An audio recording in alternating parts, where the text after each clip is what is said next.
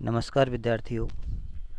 आज हम वाक्य रूपांतरण के अंतर्गत सरल वाक्य से संयुक्त वाक्य बनाना सीखेंगे। तो देखिए, सरल वाक्य से संयुक्त वाक्य किस प्रकार से बनाए जाते हैं। जब किसी सरल वाक्य से संयुक्त वाक्य बनाया जाता है तो उस सरल वाक्य में दो क्रियापद दिए हुए होते हैं।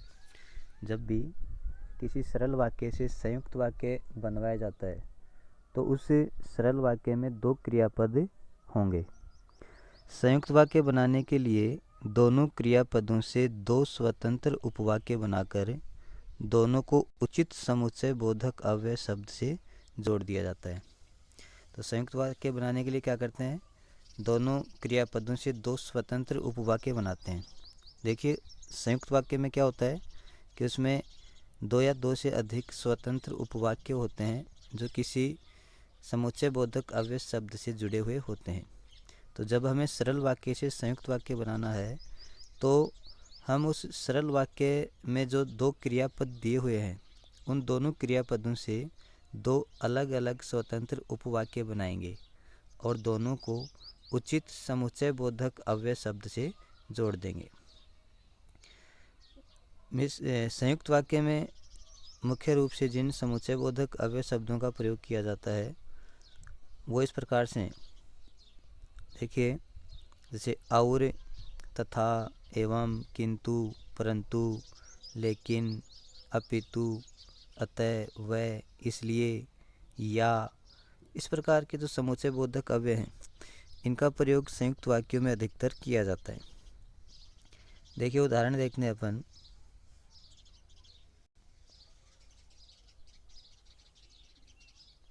जैसे पहला है, सरल वाक्य दिया हुआ है, सूर्यास्त होने पर अंधकार छा गया।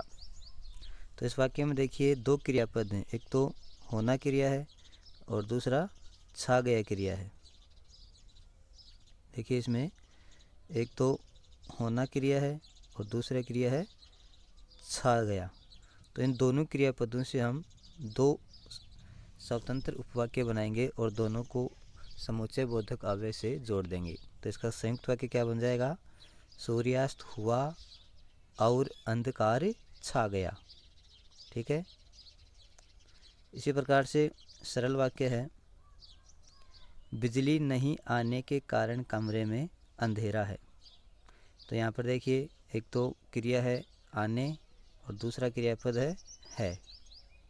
इन दोनों से दो स्वतंत्र उपवाक्य बनाएंगे और दोनों को योजक शब्द से जोड़ देंगे। देखिए, संयुक्त वाक्य है, इसका क्या बनेगा, बिजली नहीं आई इसलिए कमरे में अंधेरा है।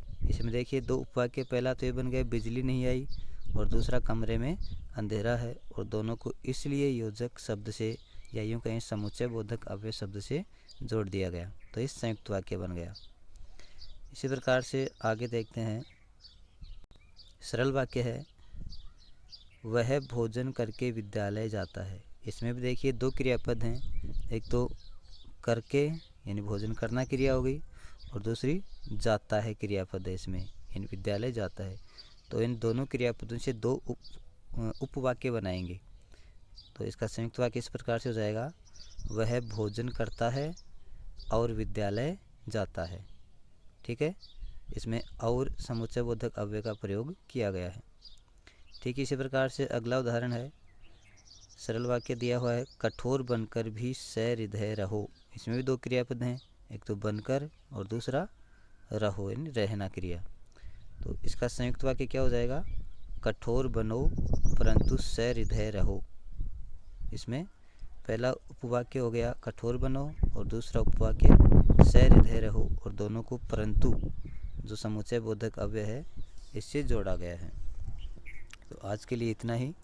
अगले वीडियो में हम मिश्र वाक्य से सरल वाक्य और संयुक्त वाक्य बनाना पढ़ेंगे। धन्यवाद।